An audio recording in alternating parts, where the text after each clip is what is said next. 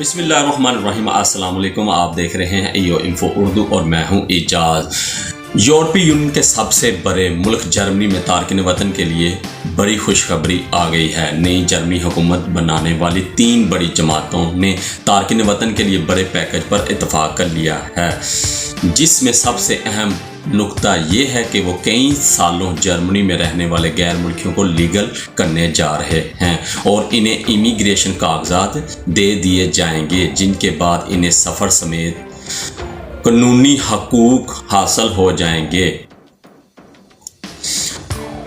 اور ان غیر ملکیوں کو جو کئی برسوں سے جرمنی میں مقیم ہیں لیکن ان کے پاس قانونی حیثیت نہیں، لیگل کر دیں گے۔ تاہم اس کے لیے ضروری ہوگا کہ ان کے خلاف جرمنی میں کئی قسم کے جرم کی کوئی شکایت موجود نہ ہو۔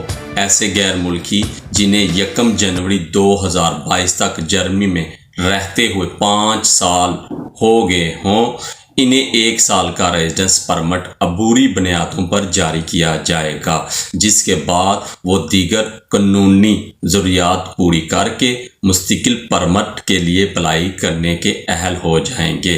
غیر ملکیوں کو جرمنی میں کام کرنے کی بھی اجازت دے دی جائے گی۔